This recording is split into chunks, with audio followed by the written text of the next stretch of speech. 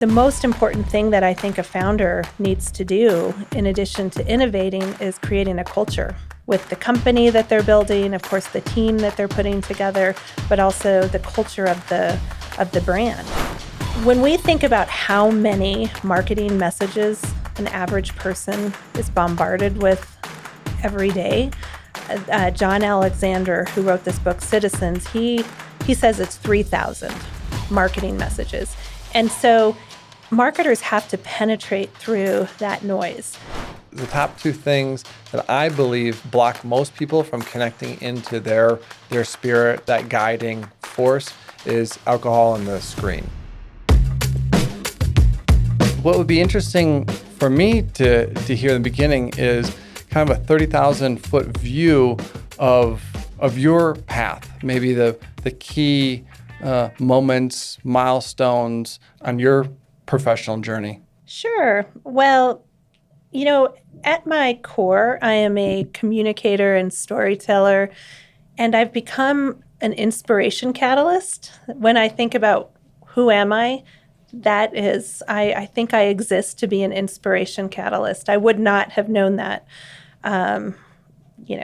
10 years ago, certainly 20 or 30 years ago when I was graduating from university. And so when I did graduate, I thought I would be a newspaper editor, a writer, and I spent the first part of my career as a journalist. And that is what brought me to Boulder, and then to New Hope Network, where I, found the natural products industry. And so in all of that time, it was a lot of storytelling, and it was sort of looking at the industry, the natural and organic products industry, from a 30,000 foot view and trying to make sense of what I was seeing.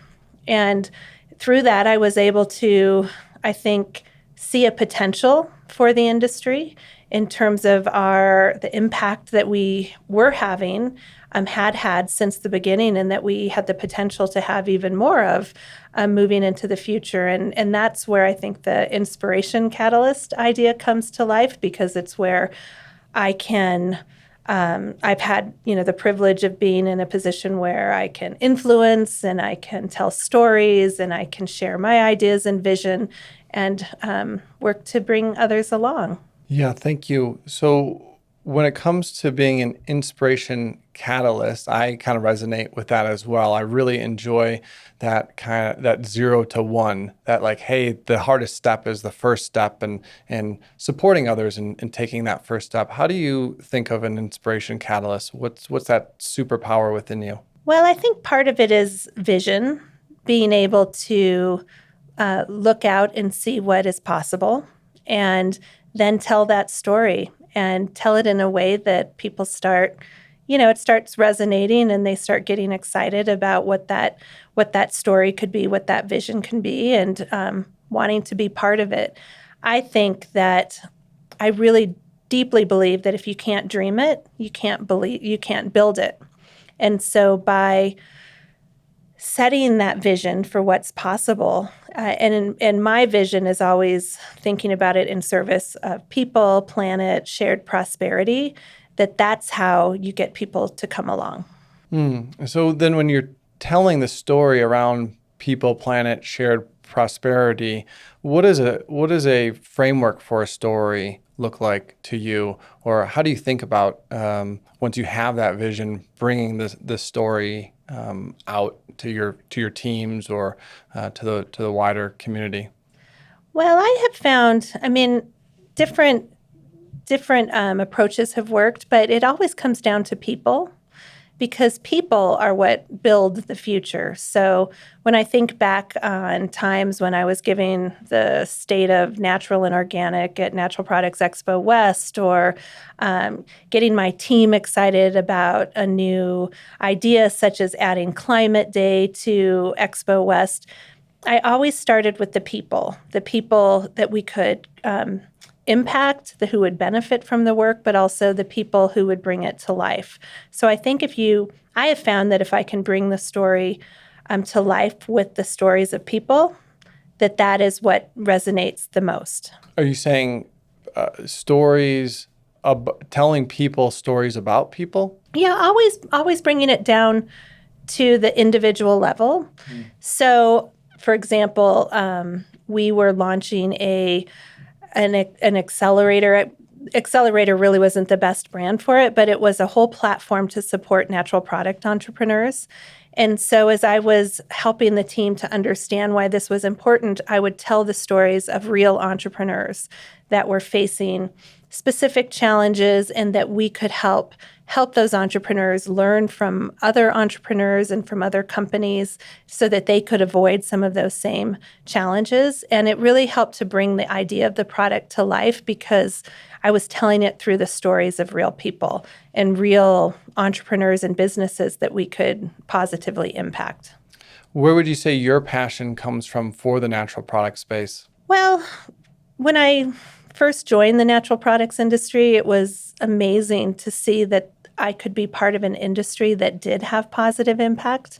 I had worked in some other industries where I didn't feel that. It just felt like work. You know, you went to work, you did your job, and then you left it at the end of the day. And this was work that I never wanted to put down. I found that it was so energizing. I started my work at New Hope writing for Delicious Living, and then I was the editor of Nutrition Business Journal. And as I was learning and I was seeing, you know, the people of the industry and the impact that New Hope could have on those people and how we could really uplift what they were doing, it gave me so much energy and fuel. And so that's really what made me so excited to be part of it. This podcast is brought to you by B Micro, a company I'm deeply passionate about because I founded it in 2018. It's USDA organic freeze-dried microgreens for everyday nutrition and detox. Sprinkle them on any meal or take them as a capsule to enjoy the many healthy benefits. Shop now at bmicro.farm. Use code STEVE15 to save. So New Hope started as, I would love to hear the history from you, but almost like a bit of a ragtag group of Boulder hippies putting out doing this journalism and then expanding into Expo East and West. And what is the history of New Hope? And you were there for 17 years. 17 years. So seeing that like almost meteoric rise, I wonder what that experience was like for you. I mean, the story of New Hope is a powerful one because I'm really interested in conscious business, and I think it started very much as a conscious business. It started actually in New Hope, Pennsylvania, and that's where the name New Hope comes from. But it was moved by Doug Green, who founded New Hope, to Boulder. And it did start with publications. Natural Foods Merchandiser, Delicious Living was added several years later. And in that time, it was really about helping natural food retailers just be more successful and connect with one another. And then the trade show component was added with Natural Products Expo West. It was started in Anaheim, where the show is still in Anaheim, which is pretty exciting. And again, it was this idea that there were these people, retailers and then brands, who were making the kinds of products that those retailers wanted to carry in their stores, that they could build something different from what conventional grocery was selling into the marketplace. And so they together had a vision for what they could create. There was no such thing as a natural products industry at that point, but that's what they created because they collectively had this vision that they co-created together. And so that's really inspiring to me. And then, of course, from that, very successful businesses were built on both the retail side and the brand side, and then, of course, an entire ecosystem that formed around those retailers and those brands to create what is now a $450 billion U.S. consumer products industry. $450 billion in the U.S. Maybe what was it 10 years ago, or can you give us any sense of how much that's grown? Yes. So when I started at New Hope in 2008, and I first started, writing about the size of the industry and how it was growing, it was well less than $100 billion. So, I mean, to have it more than quadruple in that time is pretty strong growth, even during recessions and the pandemic and all of that. What do you think we can attribute that strong growth to? Well, a big part of it is the work that the industry did, and particularly the retailers, to provide something different, and then educate people on the importance of food and their nutrition and what they put in their bodies and then what they put on their bodies and brought into their homes, that reading labels matter, that the quality of the food and the products matter, that having products that weren't grown with pesticides and other conventional inputs, that really matters and impacts your health as well as environmental health. So I think that awakening is a big part of it, as well as just the major innovation that the industry has created in terms of products that truly are better for human health, better for planetary health. And that is, attracted a lot of shoppers to those products. Are there any success stories that stand out to you of these better for you products, either on the retailer side, supporting that and seeing a lot of growth for bringing those products in, or on the brand side? Oh my gosh, there are so many, so many success stories that really inspire me. I find that, especially now as I think about the future of our industry and where I would love to see that go, I get really pulled into stories of companies like Traditional Medicinals and Nature's Path that are family-owned and have stayed really true to their values as they have grown into global brands and as they have built really successful organizations. In the case of Traditional Medicinals, I mean, they created an entire category with their tea products in terms of these medicinal tea products. And when I think about the shared prosperity that they've built into their business model with their employees and just how that company is run, that is really exciting to me because it is so much larger than it was when it started, but very much still true to the values.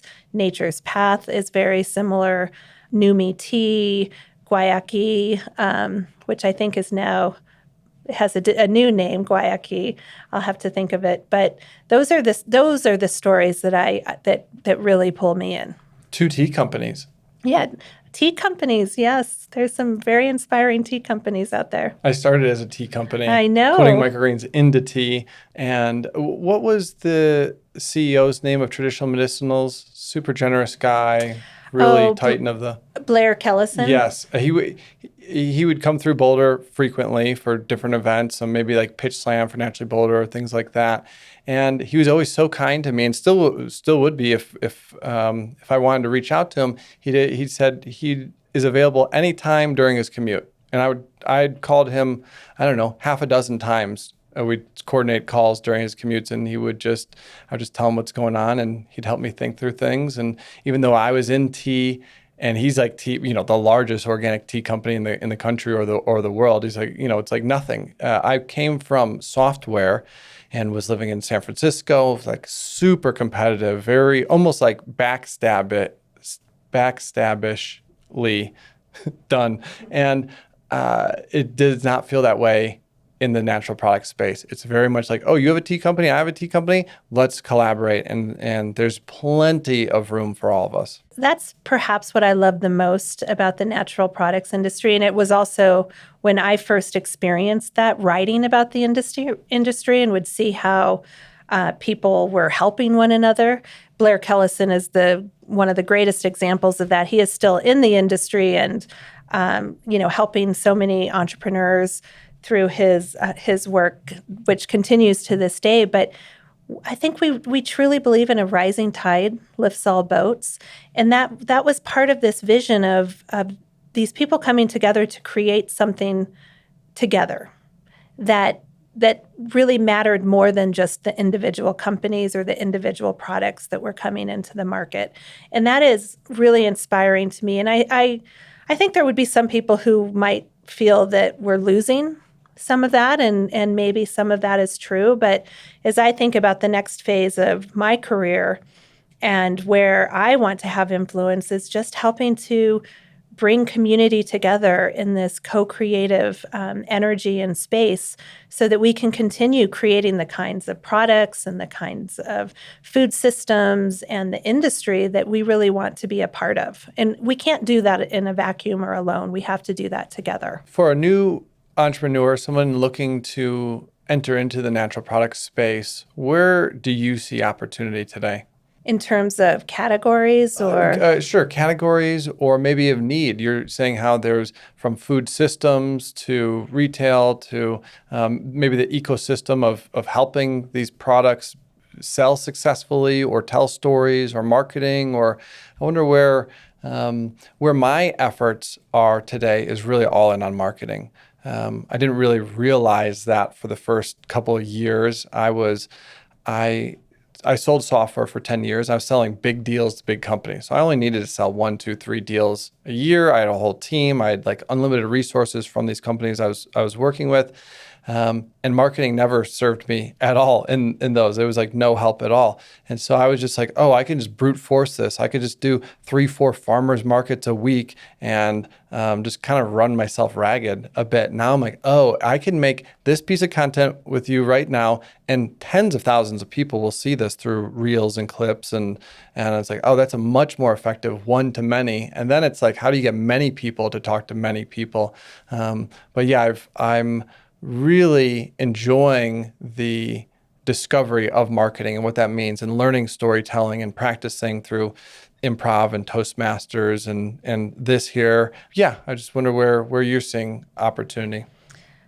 Well, if we're talking about marketing and reaching people, I see opportunity, of course, in authenticity. In our space, marketing is becoming, it's being taken to a next level in a lot of ways. When we think about how many marketing messages an average person is bombarded with every day, John Alexander, who wrote this book, Citizens, he says it's 3,000 marketing messages. And so marketers have to penetrate through that noise. And a lot of times that is done through gimmicky things. And in our space, some of these campaigns, I'll talk about one and you can edit it out if you don't. But like the David protein bar and did you see what they did with their David Cod? What I understand, the David protein bar is the guys that started RX Bar. Yes. Started the David, and those guys exited for like 700 million. Yeah, 600 million to Kellogg's. Chicago guys. I'm from Chicago. Yeah. I like their story. I do too. And I remember when RX Bar first was exhibited at I think it was Expo East was their first show, and it was so revolutionary to have such simple ingredients and have them on the front of the label and be like, this is a delicious product and it's so clean and it is really whole food based. And so did an amazing job with that product. And then, of course, launching David, which is a different kind of product. It's a more processed product, really focused on protein and with low sugar content. But, they get a lot of backlash because of the hyper-processed components of the product. And so I think as part of addressing that, they launched a new product that is just cod fish. It's just a fillet of cod. And I think the point is to say, okay, you can get your protein from a whole food, but do you want to eat this piece of fish or do you want to eat this, peanut butter chocolate bar? And so I share that story because it's just an example of the kind of marketing that needs to happen to get through to people. And I'm not that excited about that marketing because I think it just starts to be just trying to one-up brand after brand. And so I think what you're doing with this podcast is a good example, but I really get energized by marketing that is about not just trying to sell someone something, but actually trying to engage them in a purpose or a movement or something that you're trying to do as a brand that goes beyond just selling them products. And so, I'm obviously very passionate about conscious business and businesses, again, that are using passion to fuel the purpose of the business in service to people and planet for shared prosperity. That's how I define conscious business as part of the 5 Ps. And as part of that, where you would do so much good work as that brand if you could actually engage and galvanize people, not just as your consumers, but as citizens to be part of what you're building. And so Like a movement. Like a movement. And so I get excited about marketing that could actually go there. And that is what I could see building true loyalty with a brand.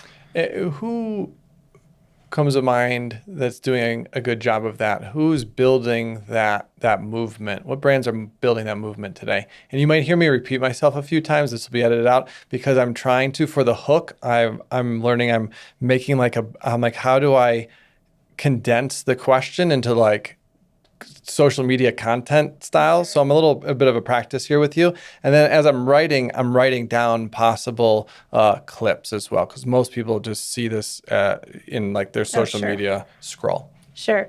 Well, I think the brands that are doing a good job of building a movement, of course, Patagonia comes to my mind first. And, you know, the work that they're doing to help us all understand that we only have one planet, we have to take care of it, and that's at the core of what their business is about. That is amazing to me. But other brands that have not been around as long as Patagonia's, another one that comes to mind is Back to the Roots.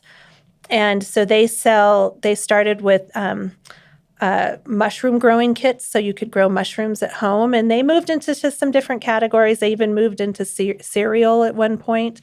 And now they have really honed in on the home gardening space. But their whole brand is about getting people connected to growing food and growing in the garden and being connected again to the land and to gardening and to the soil.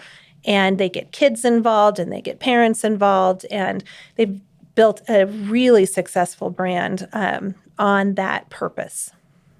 Back to the Roots? Back to the Roots. I would love to see them bring a microgreens kit out. More people need to be growing maybe they already have it. Well, I think they do have some microgreen kits, and one of their first entrances into that category was they launched a fish tank, so that you could then grow microgreens on on the top of the fish tank. Okay, and I have seen that. And I think that product may still be around. I remember buying it for my son, who is now 18. He was only 8 or 9 at the time, but it was so fun to kind of put that together with him. But these Nikhil and Alex, the founders of Back to the Roots, they really connected to their community and what they wanted to see. And I think the community suggested that product, and they put it out there, and this kept learning and iterating from that. But they have unbelievable support from different kinds of investors. And they're 2 entrepreneurs that have just always inspired me with their vision and ability to get people to be part of the movement that they're building, not just selling them products. Yeah, that's beautiful. That's something that I've just started to think about with my brands, Be Micro and Plant Frequencies Pie. How can I make more of a movement, something that people can get behind? It wasn't really an idea to me. I didn't realize that I was signing up for movements of other brands and that I was getting behind. So I know myself as a visionary. Are you familiar with the book Rocket Fuel?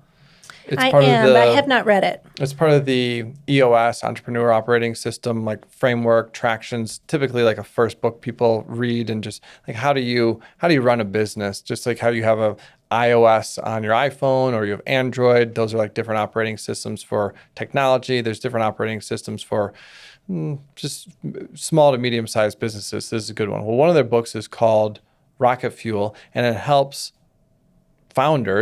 me understand what type of founder I am. That there is a visionary, which is more of a Steve Jobs, Walt Disney, the marketing guy, the face of the company, more external facing. And then there's an integrator, not as well known, but that would be like the Steve Wozniak or the like Henry Ford had his brother. I think Walt Disney maybe had his brother as well. And these guys are more of the the support crew, the more internal facing, they help to build the structures and the systems and the processes. They don't really want to be out in the light, the spotlight as much. And there's very few founders that are both of these things. So when you combine the visionary and the integrator together, which is kind of like a CEO and a COO together, that's when you get the rocket fuel. And I think it's really important for a lot of founders to realize that. I've only just recently realized that. I'm like, oh, I thought I had to do it all. And really, I'm to focus here on creating the vision and bringing in the external support and sales, marketing, kind of like here's the way we're going, and that integrator, finding that integrator partner to help build the boat to get us there. Makes sense. Is there any things that you see when it comes to new founders that help them to stand apart? It seems like you are interacting with a lot of founders. What are some of the common traits of successful founders in this space? Well, I think the traits that I see as most important might not be the ones everyone sees, but I think curiosity is crucial. And if you are not curious, you are not innovating, and you are not really looking into the future and thinking about what's possible. What curiosity also allows is it allows you to move from needing to be right to actually getting curious about a situation. And I think curiosity is so important because the most important thing that I think a founder needs to do, in addition to innovating, is creating a culture with the company that they're building, of course, the team that they're putting together, but also the culture of the brand. And you can't build a culture if you're not focused on your own inner development as a founder or a CEO, I believe. And so by deepening your own self-awareness, your own curiosity, your own understanding of what it takes to create a team that trusts one another, that can work together through challenging times and actually energize one another. I think it's really difficult to have a long-standing, sustainable company as a founder. So when I think about some of the companies that have been able to withstand the test of time, like a Nature's Path or a traditional medicinals, their cultures are a big part of why they've been successful. And so when I think about what makes a founder successful, even if they're a solopreneur at first, really focusing on their own inner development so that as they are building the team and as they are building their company and what they stand for, they can really harness their own purpose and what they stand for and infuse that into what they're building and the culture that they're creating.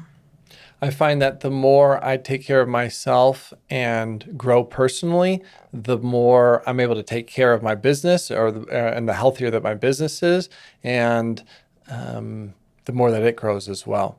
I've felt that direct correlation of my personal growth to my professional growth. I love that. And sometimes we don't talk about that enough. Founder culture can be so much about the grind.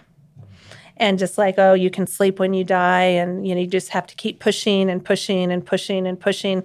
And I actually don't think it has to be that way. I think if you are really harnessing your passion and your energy is flowing from what you really care about, and you've done that inner work, and you are caring for yourself, that is what can actually make it so much easier, and things just start to flow, and you're not having to push.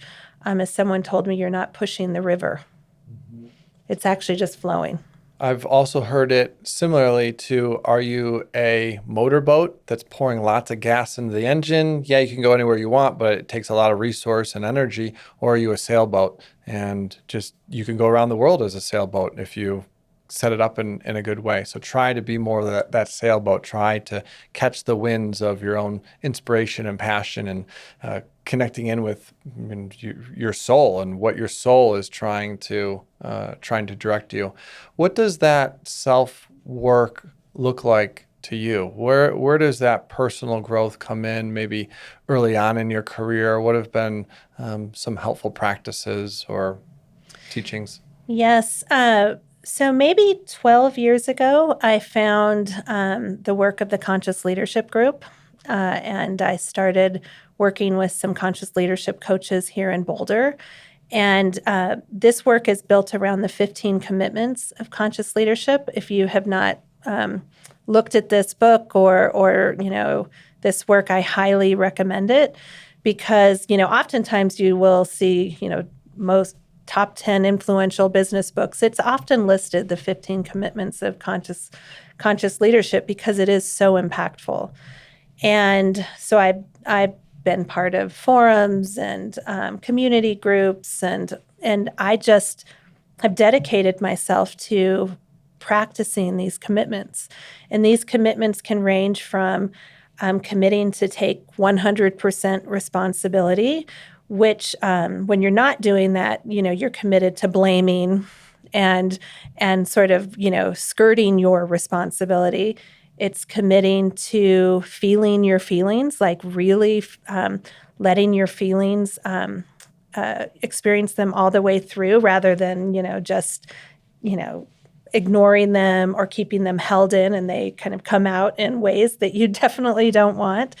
It can look like committing to play and joy and taking things a little bit more lightly, not so seriously. Or the opposite side of that is, everything is so serious and everything is a problem. And so when you practice these 15 commitments it covers like almost every aspect of being a human. It gives you these opportunities to just practice and to feel what it can be like to be in so much less drama, have a lot more curiosity, a lot more playfulness, and it just makes being human so much easier. Yeah, what does play look like in your life today? Well, play is often around humor. So certainly with my family, there's a lot of humor. That's why I married my husband, because I find him so funny. And he's still, no matter what situation, he's able to inject just the exact right amount of humor to help me realize, okay, this isn't that serious. So we see a lot of comedy, and so humor is a big part of it. But being in nature, walking, my dogs are a sense of great joy for me, and of course my children, and just simple things. And I think a lot of it is being present and in the moment, so that you can actually be aware of the funny thing that happens, or just the interesting or beautiful thing that happens. How do you catch yourself if you're not present in the moment? And then what is a practice someone might appreciate to bring themselves back into the present moment? For me, because it has been such a practice for me, especially over the last year, really having little prompts for myself. So I've got little sticky notes all over my office and in different parts of my house, just reminding me to breathe and reminding me that I'm here in this moment. And so those sometimes will just be that spark that I need to remember to take 3 big, deep breaths and just get myself grounded back into the moment. But breath is a pretty amazing tool that is available to all of us. It doesn't cost us anything, and we all have access to it at any moment we need it. So when people are maybe in an anxious way, is it and then their breath is shortening, and so that's where the consciously deep, long breaths that helps to calm the system? Well, it's so interesting, and I am not an expert in breath work, but there's so many ways you can use intentional breath work to either slow down your breathing and just kind of be here now in a much calmer state. You can also use breath work to also help you just wake up a little bit and to be higher energy in a situation. So there's so many tools and resources out there. I tend to use it to really just ground myself and slow things down a bit so that I can just really be in the moment. And are you thinking 6 second breath in, 7-second out, or maybe something. I tend to do that. I've heard, there's the box breath. Which is like 4 in, 4 4. hold, 4 out, 4 hold. Yeah, so that is one that I'll use sometimes. Sometimes it is the 6 in, 7 out. There's so many, and I do like listening to podcasts and things about breath work, and so I'm always learning about new breathing techniques that can just serve different purposes. Okay, back to the 15 commitments of conscious leadership. What is the hardest commitment for you of those? One that I really have to be intentional about is my feelings all the way through. And it's why I'm really interested in embodied leadership or somatic leadership, because I tend to be a very cerebral person. I really gravitate to the 15 commitments because it's a framework, and it's a lot up here as I think about, well, how could this situation be my ally versus, something that's working against me? How is everything in service to me? So it's a lot of thinking and cerebral work to do to get me into the moment and to help me grow as a person. But that's only one component of truly being here as a leader and a human. So much resides in our body. There's so much wisdom in our feelings and in our bodies. And so paying attention to that is really important, but it's not something I've practiced for much of my life because I've been so much in my mind. And so that's the one that I'm the most energized to practice right now, and where I think I have the most room for development and growth. And I'm very similar, very cerebral, I think, because our Western culture values it so much that how good can you think? How much can you think? For me, I grew up in a home that was very loving and really only accepted or allowed the emotion of happiness. Any other emotion, sad, sorrow, disappointment, anger, was just like, hey, don't be that. Just go back to happy. And I noticed within myself that suppressing those emotions, not allowing myself to fully feel them, they would then come out sideways, just like random, like kind of explosion of frustration or overwhelm or anger, because they hadn't like been slowly dripping out. It was like a pipe, and the pipe of emotion was blocked. And then I also was not able to feel the full joys as well. It's like either feel all of your emotions, or you might not really even be able to feel much at all. Mm-hmm. Is that true? Oh, I can relate to that for sure. And you were asking me about tools. In addition to the 15 commitments of conscious leadership, the writing of Pema Chodron who is a Buddhist nun, has also been extremely profound for me. And that's really what it's all about, is just being here in whatever we're experiencing, not trying to run from our pain or suffering, be here with it. And that's where the healing comes from. And that's where the opportunity to actually experience some freedom and happiness comes from. And so I think that's just her approach really reinforces what you're talking about, of being able to experience all of our feelings and emotions so that we have access to them all. When you are not in the present, are you more in the future or the past? Oh, that's a really good question. I think it's a combination.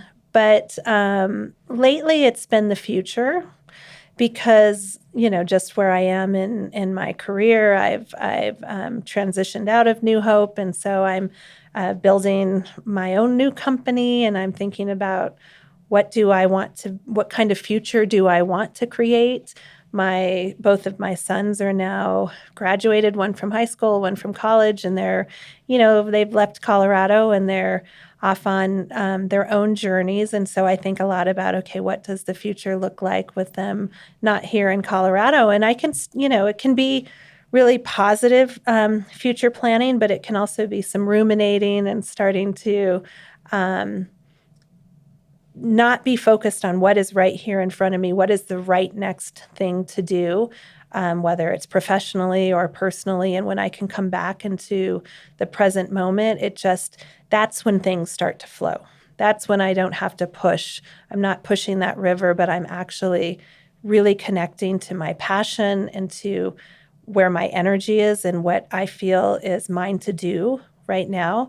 And that's how I will build the future that I want for myself and that, I would like to see for the world. So I have to balance that because I think the vision into the future is really important, but I want to be here in this moment building it, not, just in my mind ruminating about all the amazing things it could be or all of the challenges that could be created. Is there a ratio in your mind of maybe 80% present, 20% in the future at this phase? Is there I haven't really thought about it that way. It's really more, again, and that's why I have these sticky notes, around my living environment, just to remind me is because when I am finding, and I've never really experienced anything like this because I've always been a planner. I've always set a goal and I've worked really hard to reach those goals.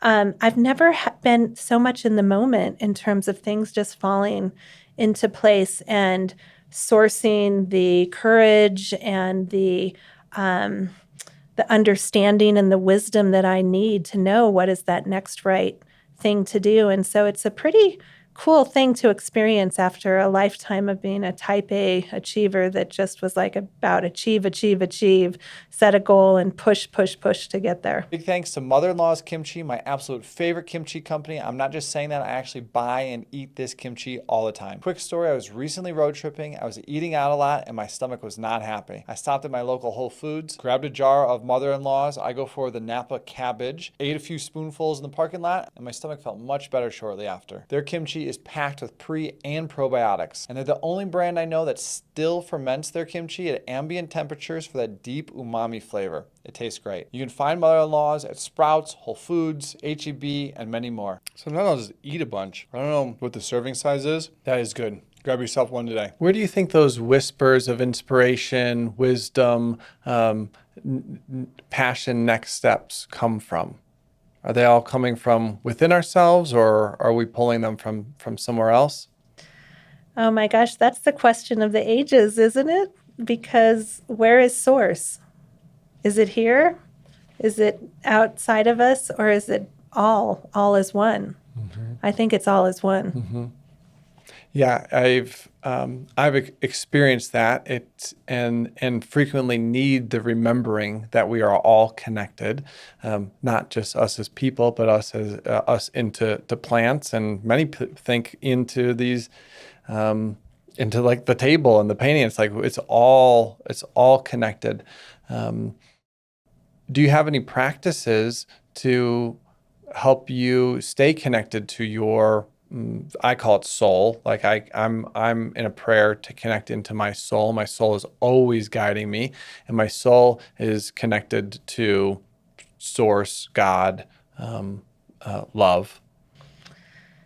I think I have a meditation practice. I think that helps. But I think what's been most impactful is just, again, the breathing, the breath work, and being in nature as much as I can, because that's where I can really feel that interconnectedness, that interdependence that is so easy to forget when you're just, kind of so separated from nature. And it's one of the things I love about working in the natural and organic products industry, because there's always those reminders of how connected we are to nature. I certainly wasn't finding that when I worked in the tech industry or in other spaces where it was pretty easy to go days without having any connection to nature, and I wouldn't want to go back to that at all. I used to live downtown Chicago, and my office was on like the 20th floor, and I lived in a high rise, and I just did not have much connection to nature. I was looking at a computer all the time. I was traveling, so I was in an airport or a hotel, eating a lot of processed, whatever was there, airport food, hotel food, and that's when I was in my probably least happy.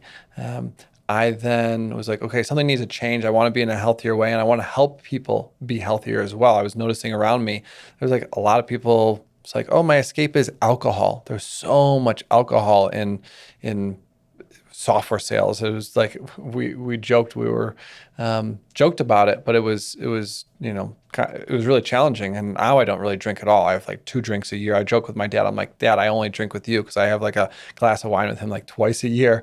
And I traveled down to the jungles of Peru and was just threw myself into nature and was guided by some indigenous people through the jungle. Like, hey, here's food, here's medicine, here's shelter, here's danger, and I was just blown away. I really had a very little connection with nature. And then I came back to Colorado. I'm like, oh, it's all about nature. And it's all like they are our teammates, our allies, our teachers, our friends. Like, just because they're not speaking English with us does not mean that we cannot communicate with them. And that's when I felt that oneness connection. And that's when I was like, okay, I'm moving into natural products. That's a powerful story. I love that. I've had similar experiences, and it's interesting.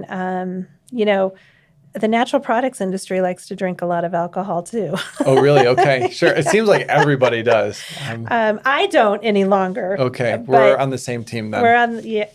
Well, it's been like talk about having a great opportunity to really connect with yourself when you take out that numbing agent, and it doesn't mean there's not others, food or Netflix or shopping or whatever. There's many, many other numbing agents, but you take out that very common one and it gives you a great opportunity to really start feeling things and start paying attention. But I joke about the natural products industry because at Expo, we're often told, we would often be told by the Hilton and the Marriott that they sold more drinks when Expo West was in town than any other event.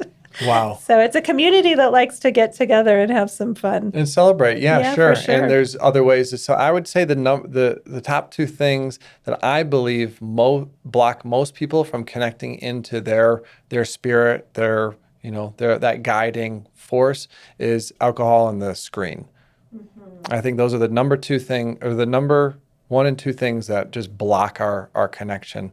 And it's hard. Both those things can be very slippery slope. I completely agree. And so I'm really grateful that alcohol's not one for me anymore, but that screen. Me too. that screen is still. I post a video every single day on every single platform. And then typically it takes a minute to upload. And while it's uploading, I'm like, oh, I'll scroll. And I had to put a third-party blocking app on my phone that I could set the amount of time that I can be on those social apps. So I'm like, okay, for 8 minutes. And I'm like, I try to post on all the platforms within 8 minutes. And then it's like, post and ghost. Get me out of here. Yeah, I think that's smart. That's smart to put some tools in place that can help you kind of have those boundaries. Now, you hinted towards your next project. Are you able to share any more of the inspiration around it? What type of, can you share any more about that? Well, so I've talked about what I see as the importance of culture and conscious leadership and, a dream of truly building strong, conscious businesses that can have a profound impact in the world. And so I'm putting some things together to be able to support individuals, teams, communities of change makers to do that inner work so that then they can have that impact as a conscious business. So more to come on that. I'll be launching in a few weeks, but it's been this calling as I see, and I talk to so many people, and it just feels like when I think about what is mine to do in building this future I want to see, this world I want to see for myself and for my family and for you and for everyone, because we are so interconnected, this feels like the work that I'm being called to do. And as I really pay attention and listen to that, that's when I'm in that flow I was talking about, that things are just falling into place, and it's just taking the next right step. Yeah. So in a few weeks, you'll be launching this. Do you have, and this, maybe this doesn't go live for a few weeks. Is there a website that we could direct people towards, or maybe I could put it in the show notes when we're closer to launching this podcast? Yes, so the website is not ready, but and I have a partnership that I'm not sure exactly how to talk about yet. Sure. So, but I will share it with you. I just want to help you promote it. Yeah. No, I would love to have you do that because I have a business partner that I'm really, really excited about. And so we are coming together to create this company. And then we are partnering with a well-known agency in the natural and organic and CPG products industry. Like a marketing agency? Marketing and strategy to build out a culture and leadership component to their business, a culture and leadership practice for their agency. Oh, wow.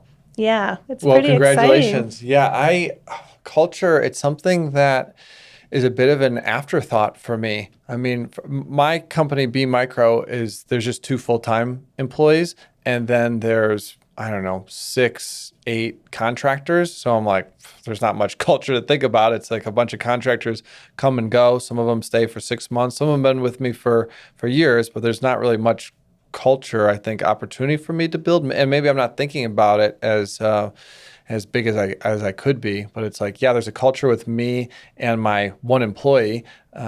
One of the frameworks that we use, I'm not quite to 15 steps, but I'm at 4, the 4 agreements. Are you familiar with that book? I love the 4 agreements. Yes.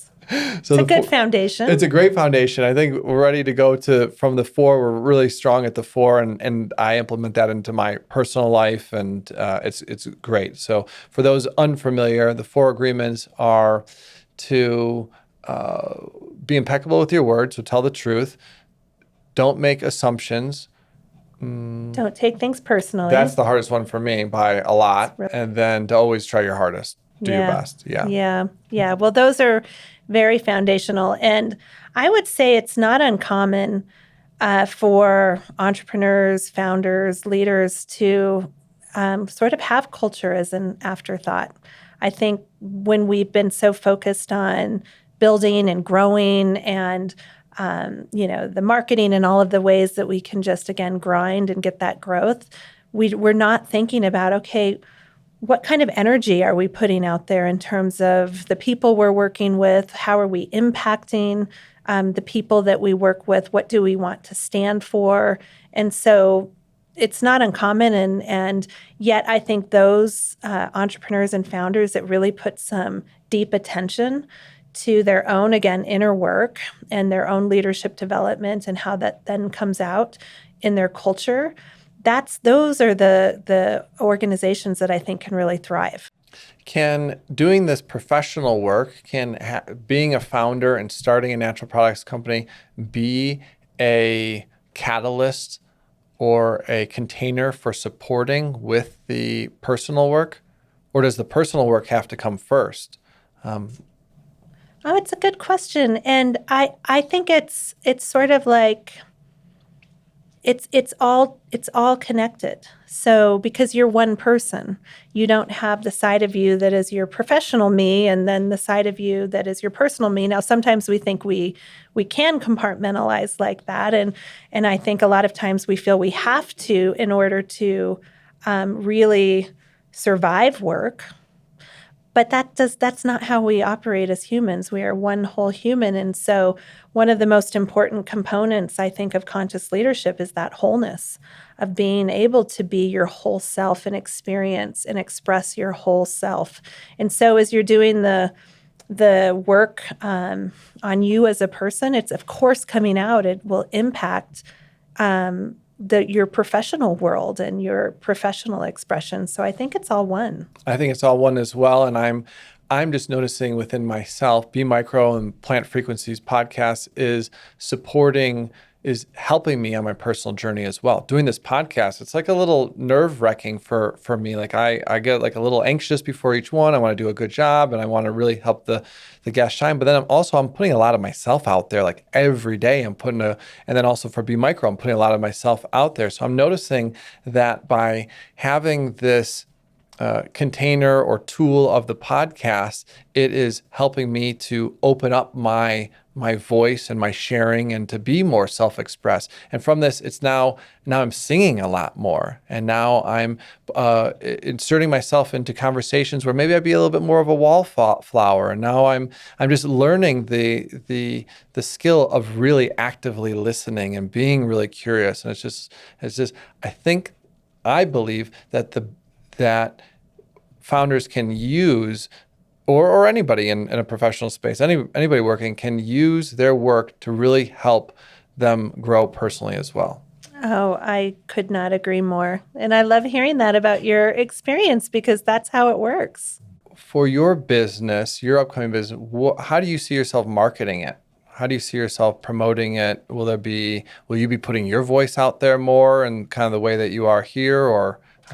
I think that's an important part of it is, again, this work is in service to this calling that I feel in terms of what is mine to do to build this future that I want to see. And I think a lot of it is that awakening of leadership and awakening of us as humans. And so I just want to share my thoughts and ideas about that.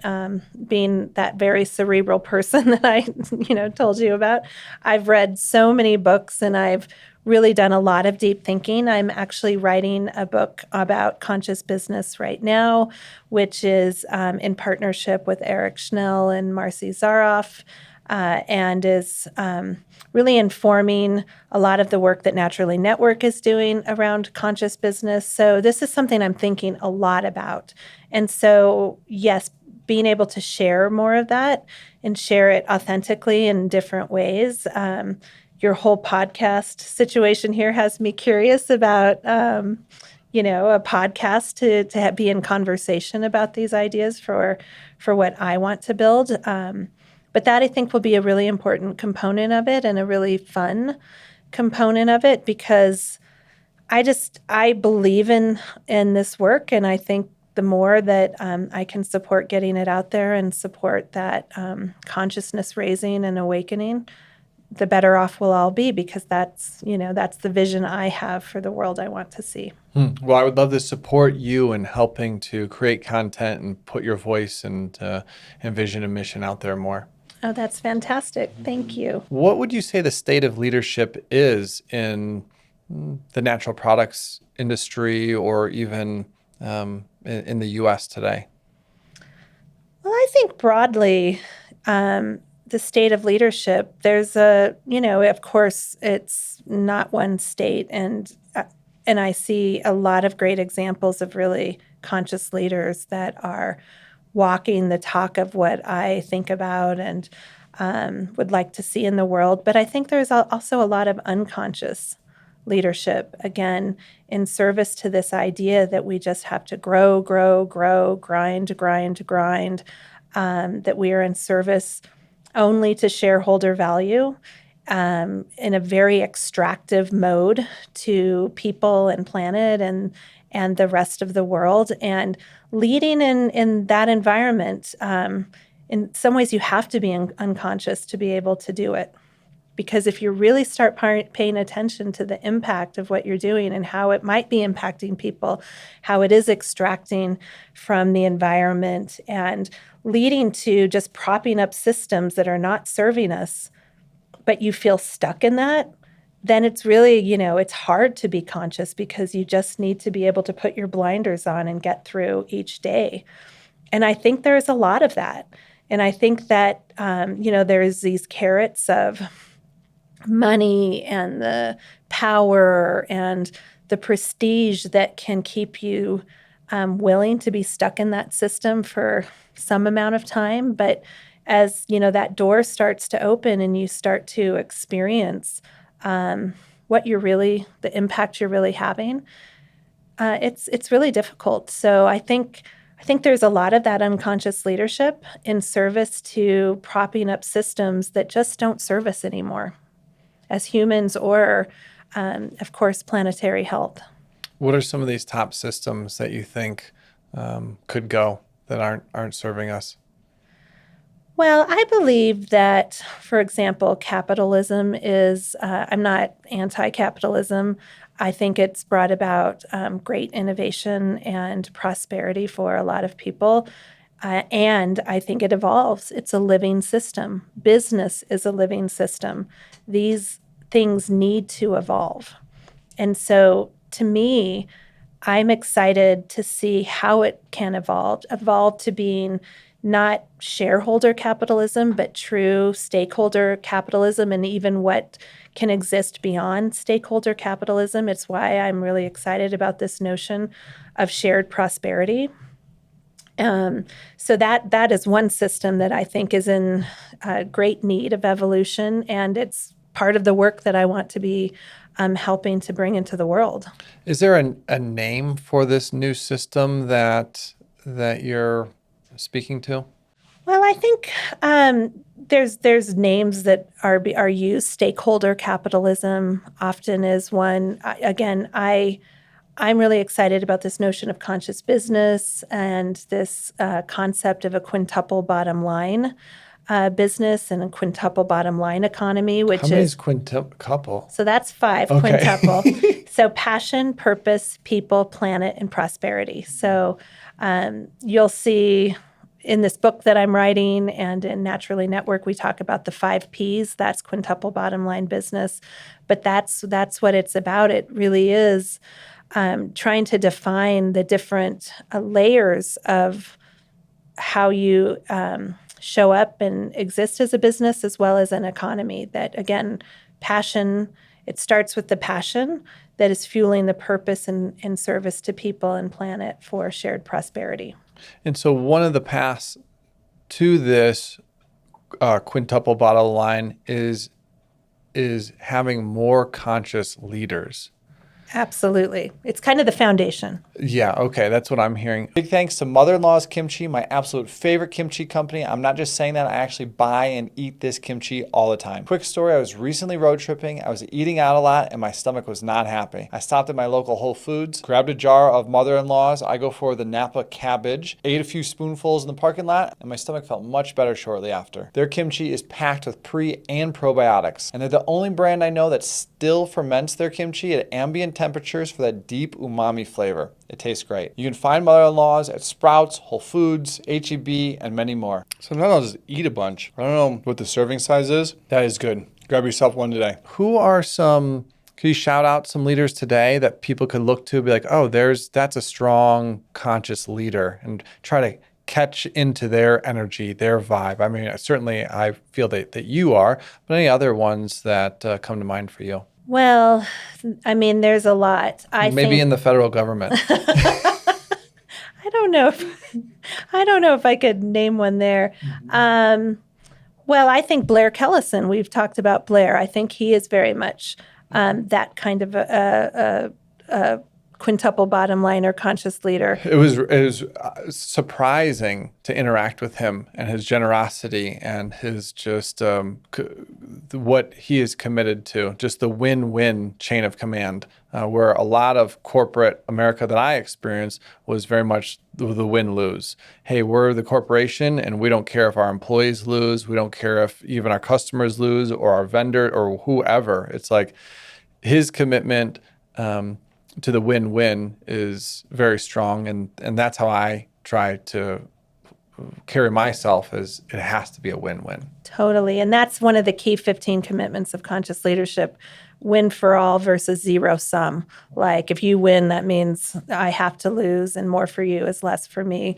I think locally, Jane Miller, who leads Rudy's, is a great example of a conscious leader, and someone who's always thinking about how she can be a stronger leader, how she can support other leaders. She thinks so deeply about how she supports her team. Shout out Jane Miller. Would love to have you on the podcast. She would be great on the podcast. People is very strong for her.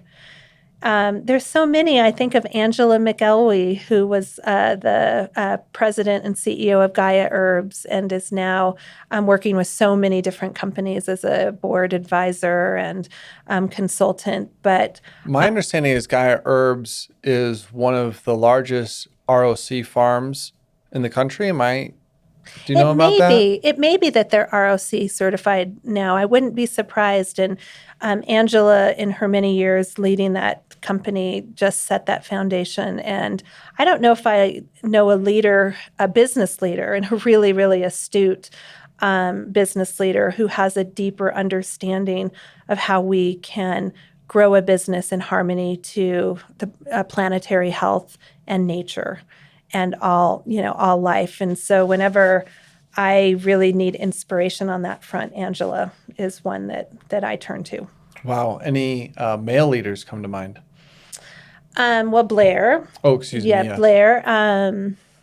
Rob Craven. So Rob, he ran Mega Food and Garden of Life. So he's run large supplement companies. He is now running an organization called Scale Passion. He is a big student of conscious leadership and the 15 commitments of conscious leadership. But the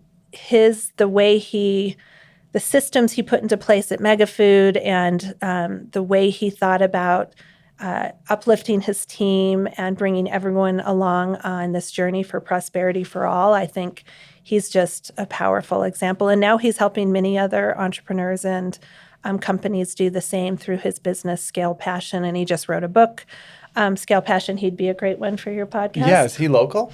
He is not local. He's in Florida. Rob Craven. Jane is local.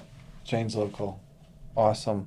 When we think about these businesses, or when you think of these businesses and we're all connected, do you think a business is its own living entity? Does a business have a soul? Does it have does a business have a soul? I think it does. I think a business is a living system, and we have to think about it that way. And as I'm with my business partner working on some of these ideas for the coaching and consulting and convening practices that we will be bringing out into the world, it really is treating businesses as a living entity, starting, of course, with the people and the leadership of that organization, but it all puts out energy. And, everything is energy. We were talking about how some people believe like we're connected to this table, and it is through energy that we're connected. And so when you can treat a business and really think about a business and think about it energetically, I think that's when you can start to get to a lot of the underlying currents that often never surface in the way we interact with one another or the unspoken things about the business. And I think you miss a big opportunity to have all of that in alignment so that really this business can be operating as a living system at a very different frequency, because you don't have all of this drama and undercurrent and the things that can tend to bring a business down energetically, and that can make people, start to feel like they're burned out and they're not motivated and they're not connected to the vision any longer. I mean, that's all energy. All of that is about energy management. And so when you start to consider that a business is energy, that it's a living system, I think it gives you permission to start working on different aspects of that business in maybe different ways. What does communication with that business look like? How do you tap into the energy of it? For me, I will pray frequently, and when I'm praying, I'm calling in my management team, my soul friends, my helpers, guides, those types of ways, and then I go to connect into Be Micro or to plant frequencies. And I'm asking it, what do you need? How are you doing? How can I support you? How can I be a steward of, this opportunity that I have to work with you? And I will, as long as I'm present and in a good way, and I'll get these knowings. It's like, this is what I need. This is where I'm at. This is just the truth of what is needed. I think that's really cool. And if that is available to you to be able to communicate with your business or whatever entity through those guides, I think that's beautiful. And it's also communicating with the people who make up the business. Because again, it all starts with the people who are manifesting the work of the business. And so that question that you were asking, how can I be of service to you? I think extending that, whether it's energetically to the business as an entity or it's to the people who make up that business and are actually manifesting the work of that business, that's a really powerful question. What's the edge of people and AI in our future businesses? You keep saying, and I agree, it's like our businesses are the people, and yet my friends that are in a similar, still startup phase of their business are like, how can we, and even my friends that have huge businesses are like, how can we inject as much AI into our business as possible? Well, you are bringing up a question that is on my mind so much. And it's part of, first of all, with AI, I mean, it's a tool that we are using as humans. And we have agency in how we will use that tool. And I think kind of like with climate change or some of these big, kind of looming forces, we can tend to think we don't have any agency, like they're just going to take us over. And then we're just reactive to what's going to happen. But I do believe we, as humans, have the ability to decide what trajectory we want to be on and build toward that trajectory, toward that vision, toward that world that we want to see. I mean, I think AI is a powerful tool and can do a lot of good. And we have to be very intentional with how we use it and how we think about deploying it. And if you are a conscious business in service to people and planet, that is not going to be in alignment with using AI to replace all of the people or most of the people in your business. I mean, I would think you would be using AI as a tool to really uplift the people in your business and be able to enable them to do more of the creative work, more of the work that is their full expression of the contribution that they can make, again, in service to this world you want to build. And so that's just the way I think about AI, and I don't think we can lose our agency with it. What does that mean, our agency? Well, our ability to affect the change we want to see in the world. So like giving away our power to this new, almost like life form.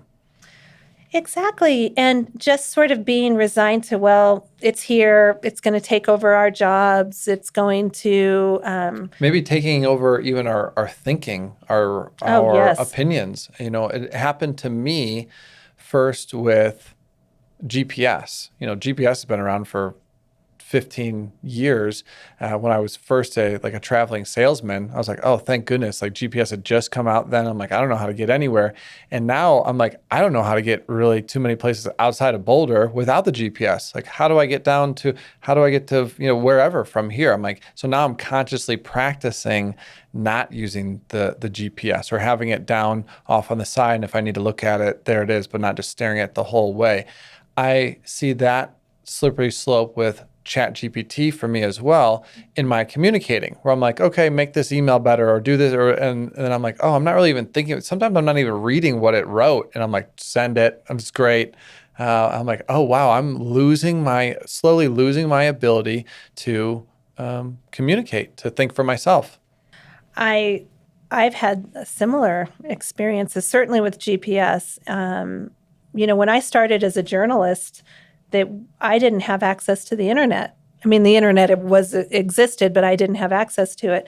And I'd have to pick up the phone book and I'd have to make calls and I would have to do research in ways that I wouldn't even know I wouldn't even know where to begin now.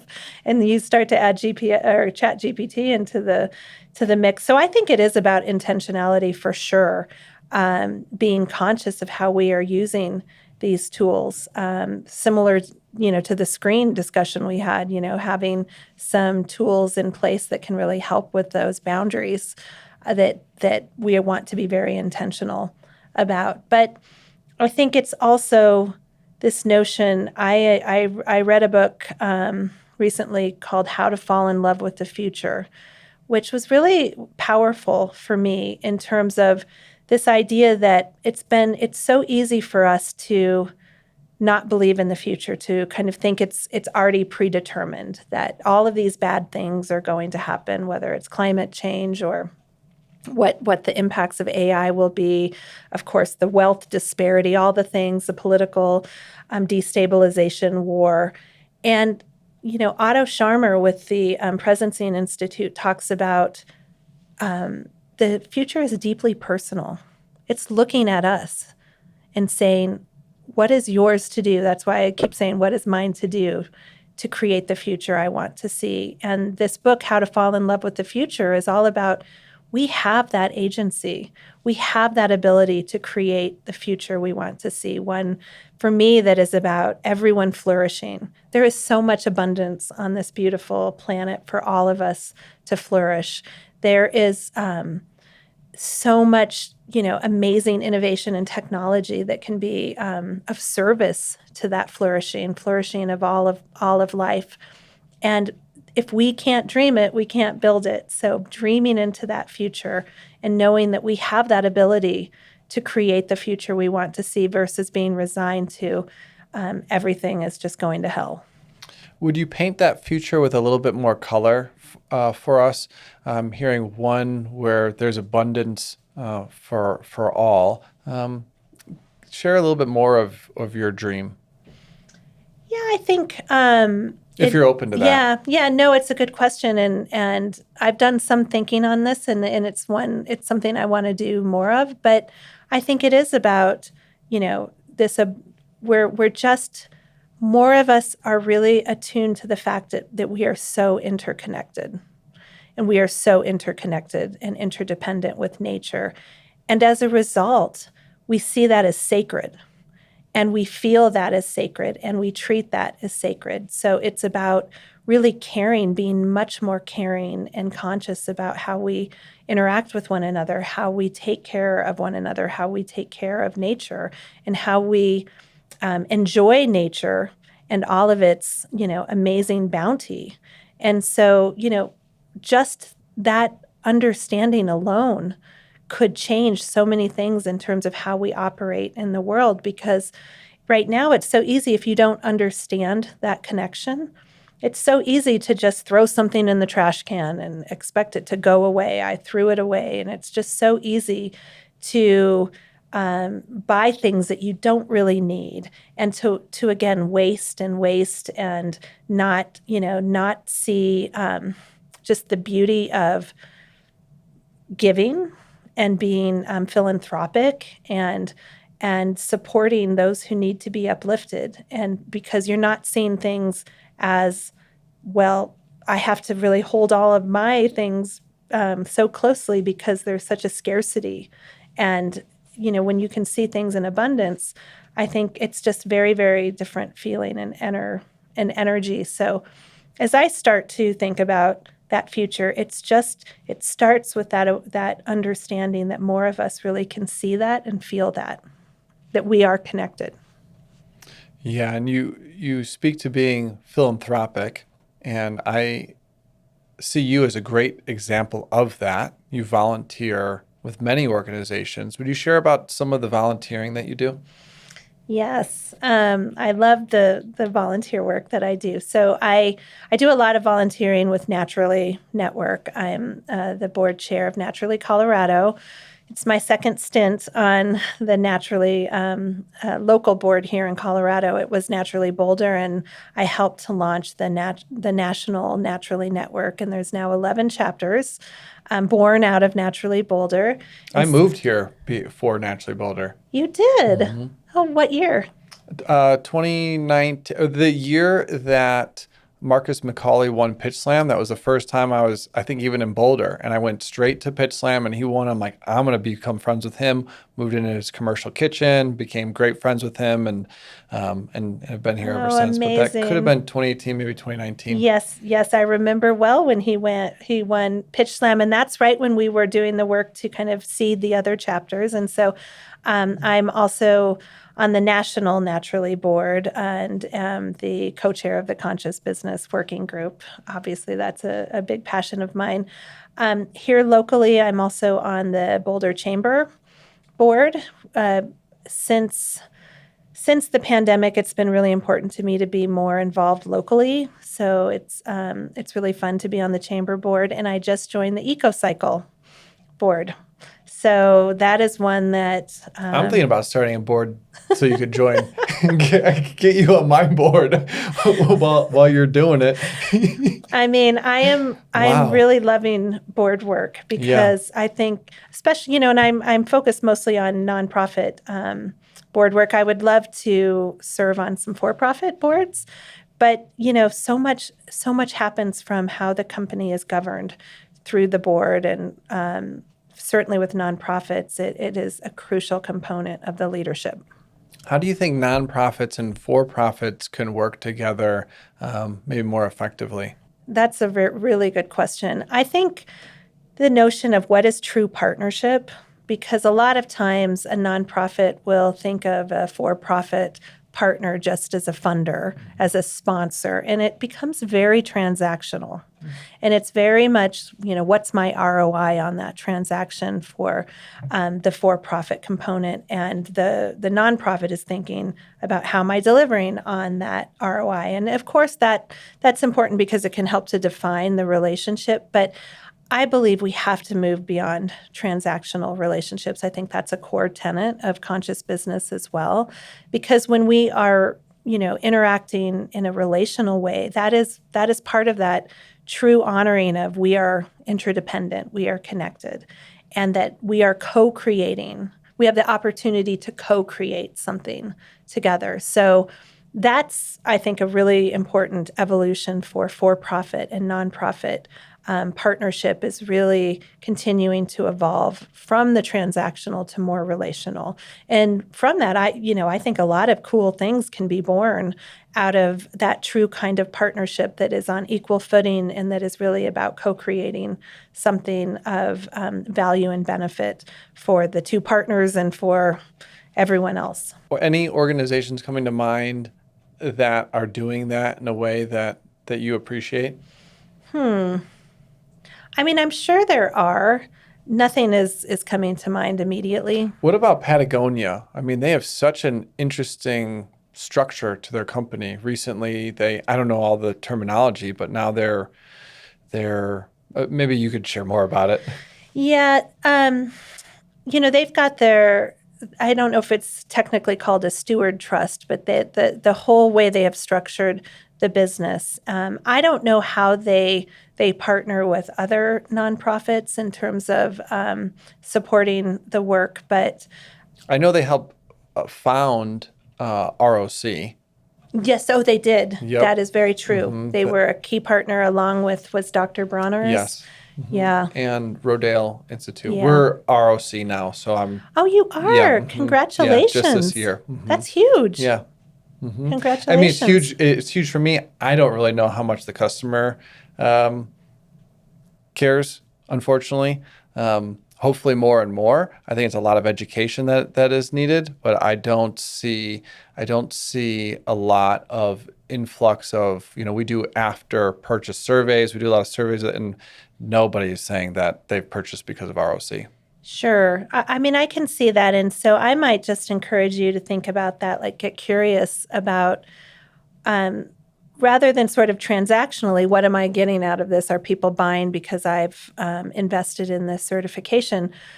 What you're part of is you're part of a movement. Absolutely. And you are part of this community. And it gets back to that conversation we were having. How might you engage your customers in being part of that movement with ROC?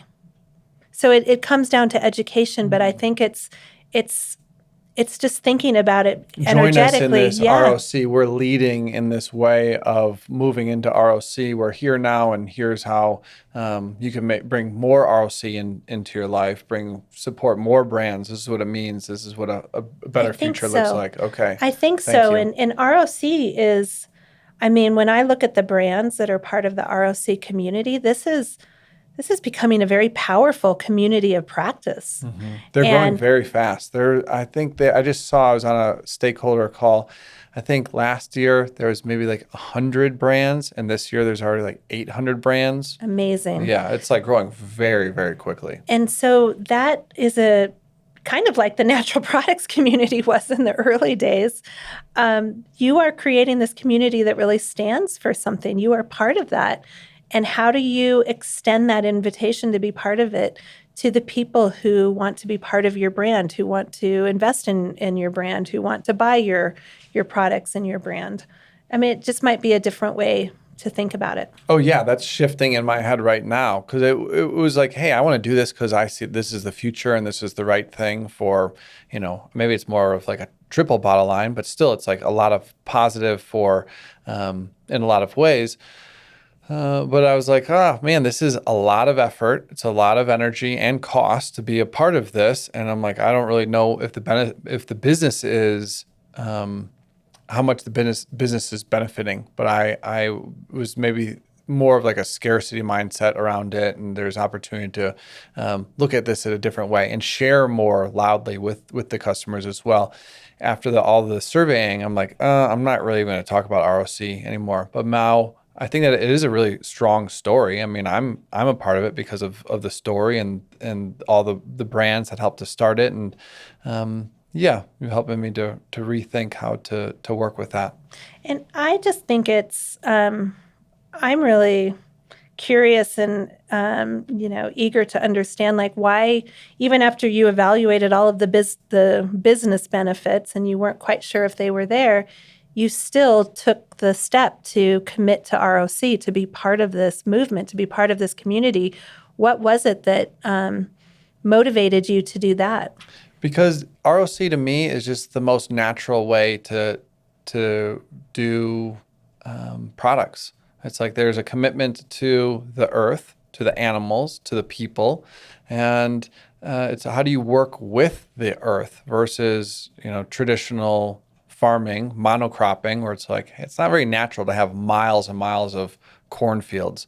And that is what is causing soil depletion and our food to have a quarter of the amount of nutrients that they had just 80 years ago. So it's like people are not getting enough good stuff. And so therefore that they're getting sick and they're falling into anxiety and depression and they're just spinning out. So to me, it's like, how do I sell these super nutrient dense, like natural products to help bring people more into a balanced way. And I think the way that these are being grown and the way that other ROC brands are creating their products, it's just a win-win-win. Yeah. And that is that's magnetic, that story. And you're defining a different kind of success than just the financial metrics that we often hyper focus on in business. They're very important, but you are showing that another type of success matters. And so I think that can be magnetic to your customers, and you can bring them along on seeing that is there's something very important there beyond you just selling a lot of products to them. Yeah, there's a lot of passion for me to be doing this work. And I think that's a main thing for any founder. It's hard to do this work if you're not passionate, because it's like the opportunity to quit is everywhere. It's like, this is really hard. And it's one of the greatest and most humbling teachers I've ever had too. I'm really grateful for it. The amount of growth that I've experienced through this path is incredible. I wonder how you would describe ROC. Well, I mean, I see it as the next evolution in bringing agriculture back to, basics in a lot of ways, in terms of really taking care of the soil, which is the lifeblood of all agriculture, and of, the farmers who, make a livelihood off that agriculture. So I see it as very much, it's bringing more considerations into the practice. I mean, it goes beyond organic, but in many ways it gets back to basics with agriculture. You have to be USDA organic to Exactly. be ROC. Exactly. So, but it's building off of that. So in some ways it can feel like it's a higher barrier, it's more complex, but it's really getting back to how we truly take care of our soil. And so I think about it in that way. And I am not, I think in the natural and organic products industry, there can be a lot of tension, organic versus regenerative. There was organic versus non-GMO. But I don't think any of that really serves us. I think all of this is about progress and moving toward, again, really, really treating nature as sacred and as important, and all of the people who are part of our supply webs that enable our products to get to market. Well, I'd love to gift you one of my products. I've got 2 versions of the same blend. One is in powder form and one is in whole leaf form. And it's a blend of broccoli, radish, and red cabbage microgreens. Are you familiar with microgreens? I am. Yeah, that sounds amazing. Thank you. You're very welcome. What are your thoughts on microgreens? How do you think about them? I need a lot more education on microgreens. I think it feels like an emerging category. Yeah, I created the category, which was also a very humbling thing to do. Great and humbling. So microgreens are a phase in the plant's life when they're about 14 days old and naturally the most concentrated in vitamins, minerals, nutrients, unique antioxidants. So we grow, wash, and freeze dry these cruciferous vegetables because our lab tests show, and there's many studies out there, show that they're the most detoxifying plant that there is. They can activate the body's own antioxidant factory. We have the ability to produce our own antioxidants, which are important because when an antioxidant pairs up with a poison, they both just kind of disappear. So it's a good way to get rid of bad things. Oh, amazing. Where do you manufacture? In Pennsylvania. Used to be here in Colorado up until about maybe about 9 months ago. So I manufactured, we grew it, washed it, freeze dried it, packaged it, fulfilled it, all here in Boulder. Then about 9 months ago, outsourced the whole thing. Well, it's pretty exciting work. I didn't know all that about microgreens. That's cool. You're probably familiar with sprouts. Oh, of course. Yeah. So sprouts are phase 1 in a plant's life, typically 2 to 4 days old. That's what people will see grown in like a mason jar. Mm-hmm. This is just the next phase. They go through photosynthesis. There's chlorophyll. There's some studies say up to 10 times more nutrients and just good things in the microgreen than the sprout.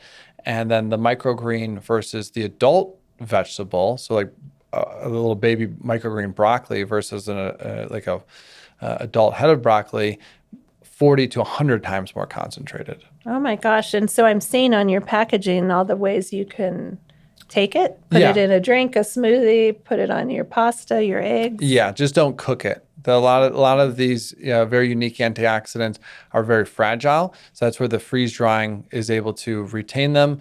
And a lot goes a very long way. So it's naturally the most concentrated way to consume the plant.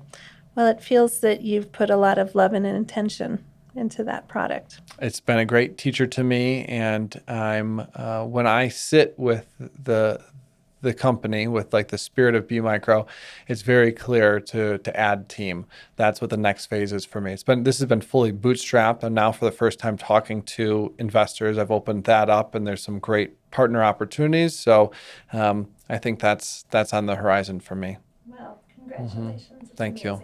Mm-hmm. I'm very much a team player, as I'm sure you are as well. What would you say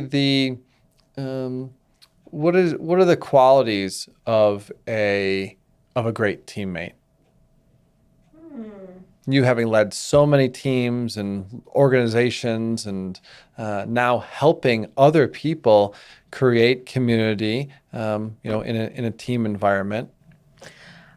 I think, foundationally, curiosity is a big part of it. Again, people who are willing to let go of needing to be right so that they can get into a space where they get really curious and they can ask good questions. That feels like a really key characteristic of a team mate, as well as willingness to listen deeply and get into, honest and generative conversation and dialogue. So not being afraid of hard conversations and being willing to be very honest and direct from that space of curiosity versus needing to be right.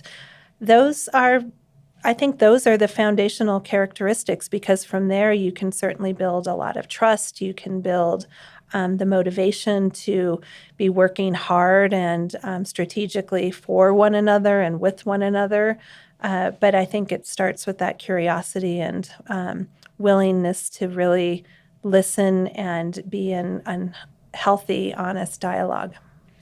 And to be in that healthy way, there's definitely a message out there that you've spoken to of sleep when you're dead, and there's a burnout culture out here, like these high functioning people that have like burned out, like they're still working, but they're burned out. And I've had friends that have burned out, and that can last years.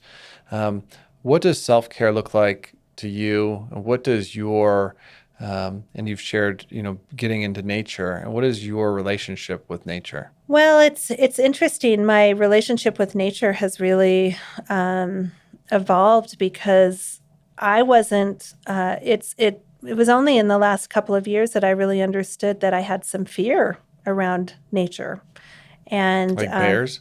Well, bears and snakes, and I didn't even really realize it, but I would have this low level anxiety, and I think feeling like I needed to be in full control, and all of these very fear based. And then when I started to really notice that and acknowledge that, and I had some interesting experiences with nature where some things happened that I would typically have so freaked me out. Had this really large spider fall on me, like it was a tarantula, essentially. And I just happened to be in such a grounded space that I was able to just be super curious about it. Like, oh my gosh, look at that. It's so beautiful, and not be afraid of it. But that experience showed me for most of my life, how I've had this underlying disconnection and fear of nature. And so, it's an evolving relationship, and I'm really grateful that it's evolving in the direction that it is. Which plants would you say you are closest with today? One that is in my yard and that I find I'm really attracted to is yarrow. It's all over Boulder, and it's so many people have planted it across their yards and I haven't in worked South much Boulder. with it. People harvest the root of it and make a tea, or how do you use it? Well, I haven't found a lot of uses for it. I just really appreciate it as a plant that is so abundant. But I think it has a lot of different uses.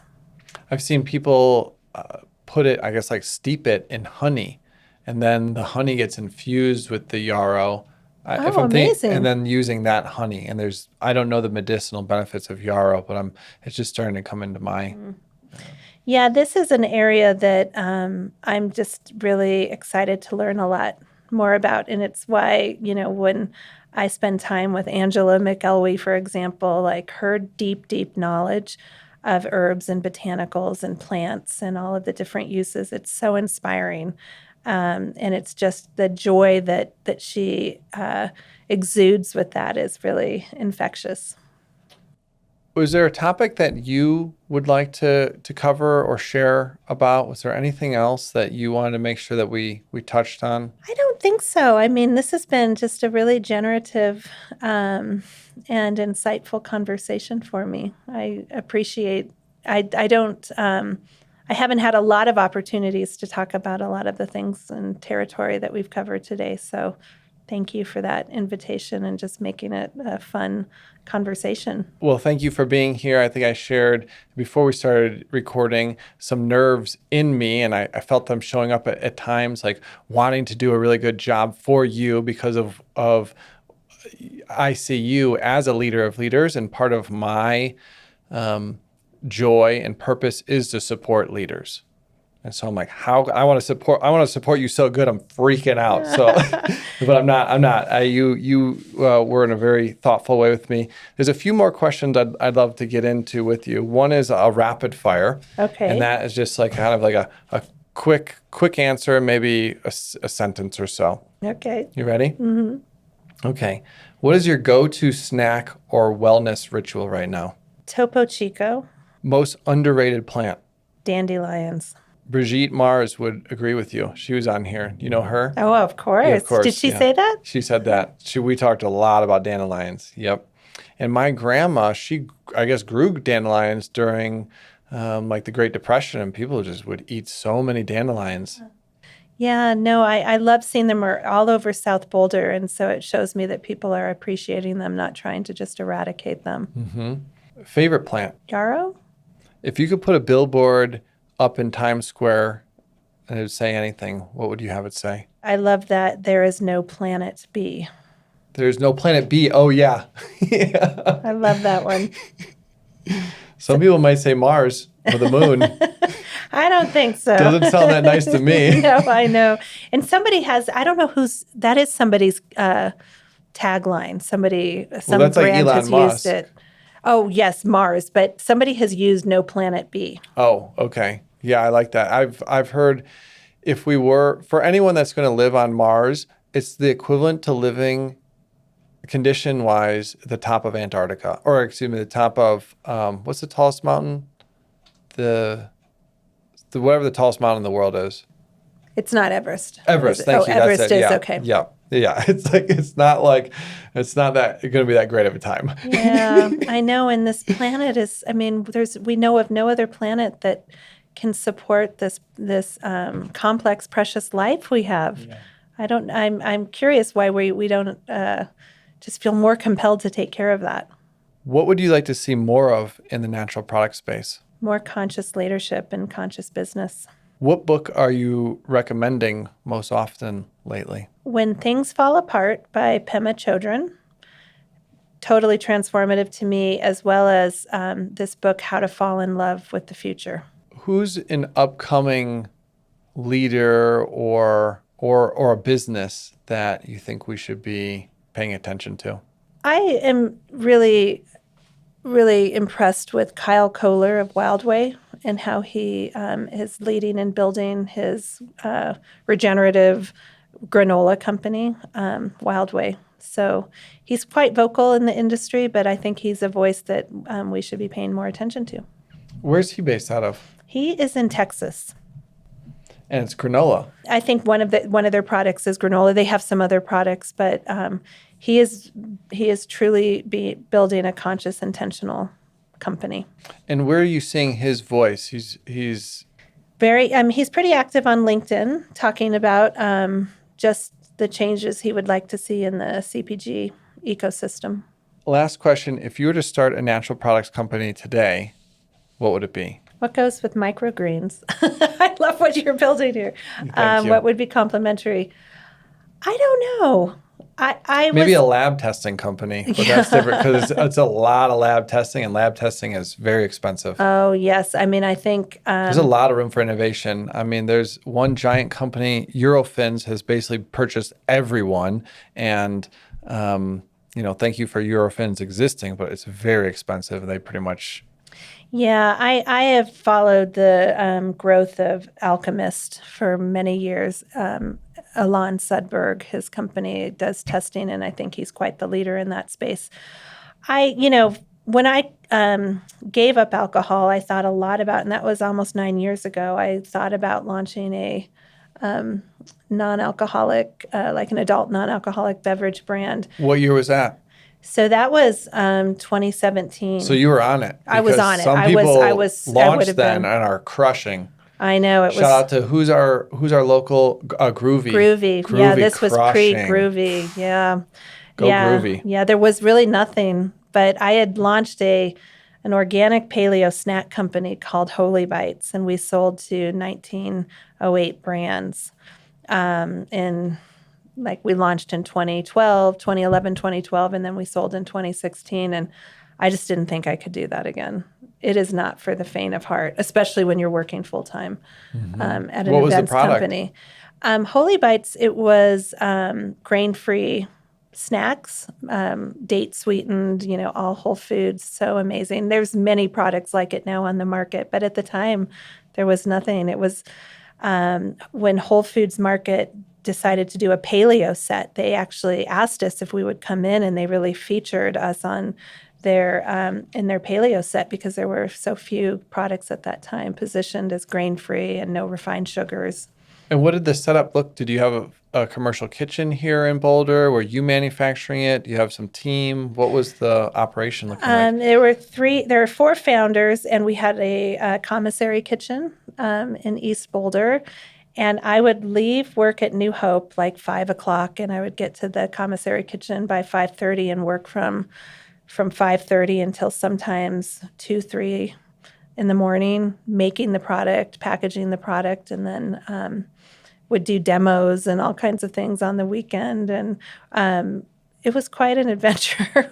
My kids were pretty little at the time, so it was talk about being in that grind mindset that took a lot out of me. But I learned a lot.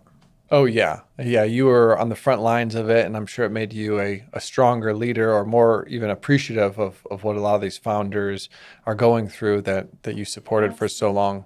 Absolutely. I think that's the key. I mean, I had this deep empathy for what, founders go through to build and grow these brands.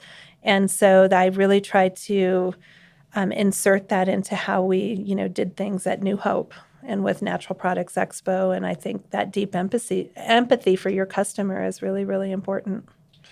One thing that's coming up for me around Expo was in 2020, right as COVID was people were starting to talk about it, you guys canceled Expo, and you were one of the first major events. It was not an obvious thing to me at the time. I'm like, don't cancel it. We don't need to cancel it.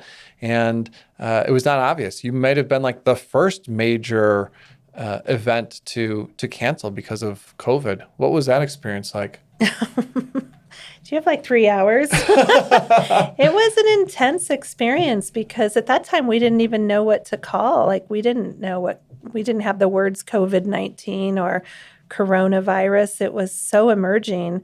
And it moved so quickly over the course of a couple of weeks where we learned that our Chinese exhibitors wouldn't be able to come to the event. And so we managed that. And then we, started to hear just 10 days out from the event that a couple of retailers wouldn't be sending any teams because they had halted all travel. And it just kind of snowballed from there. And the weekend before, we were set to open the show, that's when things really started snowballing. And there were all these polls on LinkedIn. Should we cancel? Should we not cancel? That people were very passionate in their views on one way or the other. I fielded most of the calls from just the community wanting to sort of share an opinion about you need to cancel or please don't cancel. And so it was just a weekend of really listening and fielding those calls while our sales team was, on the front lines dealing with exhibitor concerns and exhibitor cancellations. And, we ultimately, Informa made the decision, owning the event to, out of abundance of caution, to not host that event. But we announced that as, people were already starting to set up on the show floor. So it was a really intense time. And for me, it was a time of just deep listening to the community and holding, there were some people who were so angry at us, and really, again, being there to listen and hold it lightly, not take it personally. One of the 4 agreements, because it got very personal at times. People, it was pretty scary, because then it did just usher in. It was kind of the first sign that something very significant was happening that I don't think many of us were prepared for. A few more questions, and we're in our final stretch here. And this might be a little bit edgier, so we're going to see. How do you see the current administration supporting health and wellness? We've got RFK in as the Health and Human Services today, and he is seemingly making some progress around in the food space, helping to get artificial dyes out and some other things. I don't know everything that he's been doing. Have you been tracking that at all? How are you feeling about our current administration supporting our health today? Well, on this topic, it's one. I have very big thoughts and opinions and feelings about the current administration. And on this topic, it's one where I really try to practice what I talk about with curiosity, because I think it's really easy to get into wanting to be right about all kinds of things related to the MAHA movement and RFK.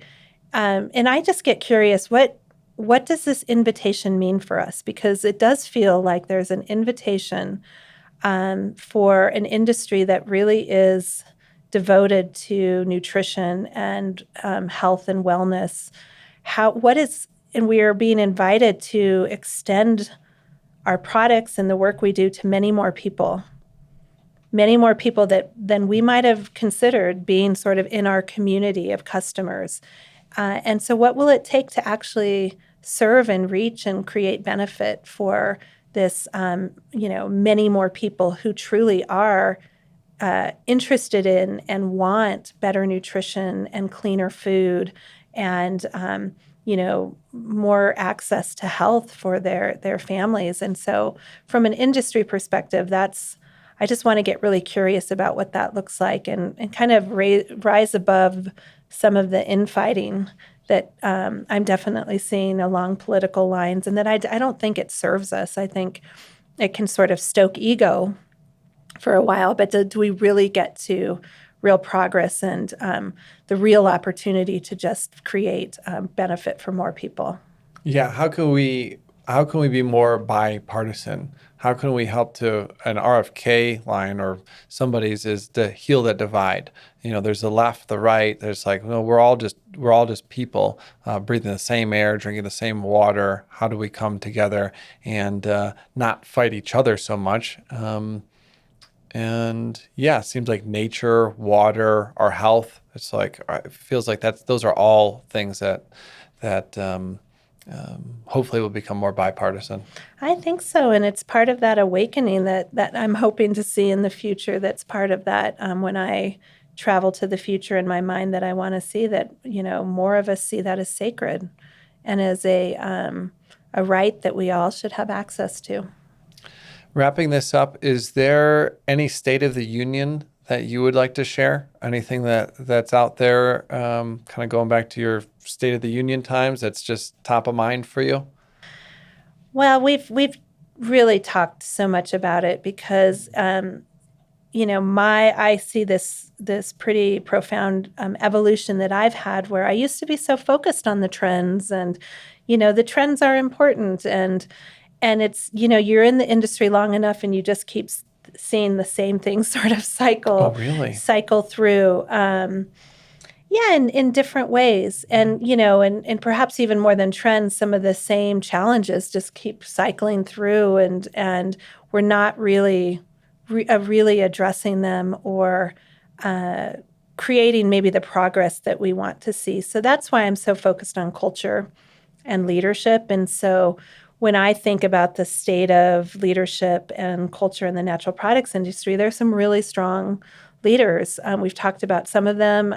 Many of them were featured in this Naturally Network Conscious CPG Summit that we hosted this week. And I learned so much from these people who participated. And so I have a lot of optimism, and I just want to be part of supporting more of that kind of leadership development and business development in the natural and organic products industry. Well, where can people learn more about you, connect, follow along? Probably right now the best place is LinkedIn. And you're very active there. I'm quite active, and will definitely be more active. And social media and LinkedIn certainly has its pros and cons. But I learn a lot on LinkedIn, and I think the more we have real people putting out authentic content, not just AI generated content, it will continue to be a space for a lot of learning and connection. Are you noticing a lot of AI content? Oh, yeah. Yeah, me too. Where it's like, oh, this is not, it's just, don't even put something out if it's just going to be a chat GPT. You could just feel it. There's no heart in it. Exactly. And that's why everything we've talked about today, just getting back to the humanness of leadership and, just being present in our work, like how crucial that is. Anything else you'd like to share? I don't think so. Thank you so much. Thank you, Carlotta. Okay, bye, everybody.